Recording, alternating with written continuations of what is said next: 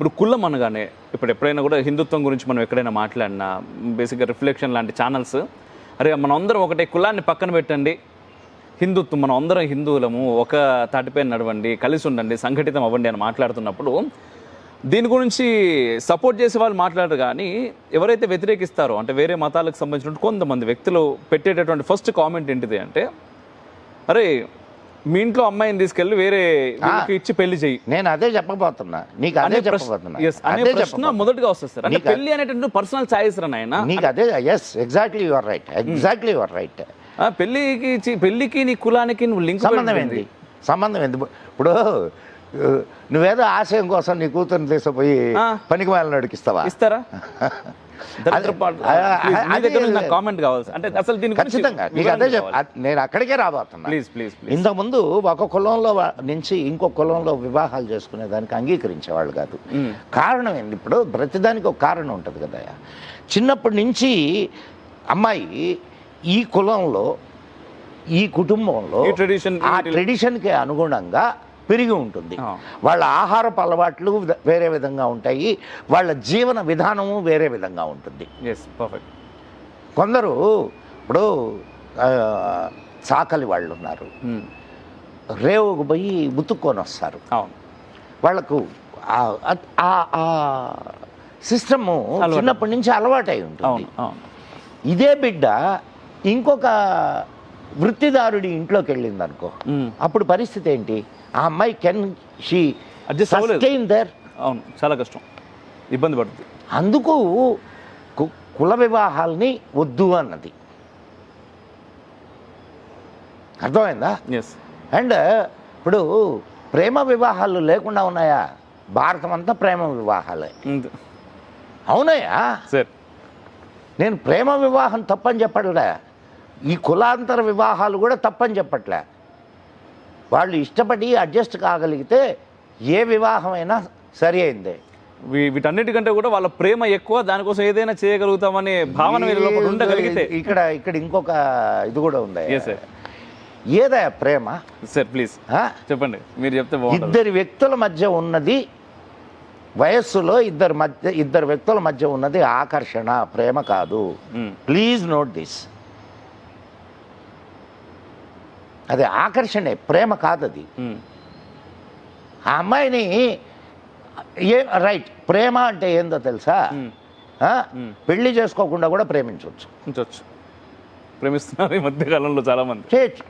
పెళ్లి చేసుకో, ప్రేమ అంటే మళ్ళా ప్రేమ కాదు, నువ్వు మళ్ళా వేరే చోటుకి వెళ్ళకు. ప్రేమ కాదు అది. సినిమాల్లో చెప్తుంటారు డైలాగులు, మనం లాడ్జి రూమ్లో ప్రేమించుకుందామా, అలా హోటల్కి వెళ్ళి ప్రేమించుకుందామా. బాగుంది సార్. అంతే నిజం సార్. ఇప్పుడు ప్రేమ అనేది ఒక పవిత్రమైనటువంటి పదం. ఎక్కడ వాడాలా? నీ తల్లిదండ్రుల మీద నువ్వు చూపించేది ప్రేమ, నీ తల్లిదండ్రులు నీ మీద చూపించేది ప్రేమ, నీ భార్య నీ మీద చూపించేది ప్రేమ, భర్త భార్య మీద చూపించేది ప్రేమ, భక్తుడు భగవంతుడి మీద చూపించేది ప్రేమ. ఎవరు పడితే వాళ్ళ మీద చూపించేది ప్రేమ కాదు, అది కామం. తప్పులేనే లేదు. సార్ అయితే ఇప్పుడు మళ్ళీ కొంచెం మనం కమ్యూనిజంలోకి వెళ్ళిపోదాం సార్. బ్రహ్మాండంగా, ఇంకా చాలా విషయాలు ఉన్నాయి. అక్కడ నుంచి ఇక్కడికి మీకు కూడా చాలా పెద్ద పాడ్కాస్ట్ అవుతుంది, చూడురబ్బా. ఎందుకంటే అనేక ప్రశ్నలకి సమాధానం ఖచ్చితంగా, చాలా ఖచ్చితమైన సమాధానం. వాటి మీకు ఆల్రెడీ అర్థమైపోయింది కదా, సార్ గురించి ప్రత్యేకంగా చెప్పాల్సిన అవసరం లేదు. దేనికైనా సరే కుండ బద్దలు కొట్టినట్టే ఉంటుంది. ఇప్పుడు ఉన్న విషయాన్ని మనం చెప్పుకోకపోతే ఎట్ట తెలుస్తుందయ్యా? మహాభారతంలో నేను ఇందాక చెప్పాను కదా, ప్రేమ వివాహాలకి ఎక్కడ నీకు ఇది చేయాల. అవును, ఇంతకుముందు చెప్పారు, చాలా ఉన్నాయి ప్రేమ వివాహాలు. సో ప్రేమ వివాహాలకి ఎప్పుడూ కూడా భారతదేశం, భారతీయ సంస్కృతి వ్యతిరేకం కాదు. కానీ ఆ తర్వాత వచ్చే వాటిని కూడా ఆలోచించుకొని చేస్తే బెస్ట్, చేసుకుంటే బెస్ట్. ఆయన ప్రేమ అనే దానికి ఖచ్చితమైన అర్థం భారతీయ సంస్కృతి ఇచ్చింది. అది కాకుండా దేన్ని పడితే దాన్ని ప్రేమ అనుకోవడం తప్పు. అంతే. ఆకర్షణ, ప్రేమ, ఈ రెండింటికి తేడాను తెలుసుకోవాలా. తెలుసుకొని మీరు ముందుకు నడవండి. ప్రేమించడం అనేది జరిగితే, ఉమ్. పెళ్లి చేసుకోవడం అనేది జరిగితే వాళ్ళు జీవితాంతం విడిపోరు. బాగా గుర్తుపెట్టుకో ఇది. ప్రేమించిన వాళ్ళు పెళ్లి చేసుకోవడం జరిగితే వాళ్ళు జీవితాంతం విడిపోరు. ప్రేమ వివాహాలు దాదాపు 60 to 70% ఫెయిల్ అవుతున్నాయి. కారణం ఏంటి? ప్రేమ అనుకుంటే పెళ్లికి ముందు ఉన్నటువంటి ఆకర్షణ పెళ్లి తర్వాత తగ్గిపోవడం, అండర్స్టాండింగ్ లేకపోవడం, రిమైనింగ్ థింగ్స్ అన్ని ప్రియారిటీ అవడం. పెళ్ళైన తర్వాత, పెళ్లి కాకముందు నీకు నేను, నాకు నువ్వే ప్రియారిటీ. అయిపోయిన తర్వాత, పూర్తయిన తర్వాత ఇంకా ఇంకేముండదు, కామా పెట్టాల్సి వస్తుంది అన్నిటికీ. సరే, అయితే ఈ కామమే. నేను కామా అన్నాను సార్, నేను కామా అనే అన్నాను. అయితే ఇప్పుడు ఈ కమ్యూనిజం అనేది అసలు కరెక్ట్గా ఎప్పుడు ఎంటర్ అయింది సార్ మన భారత్లోకి?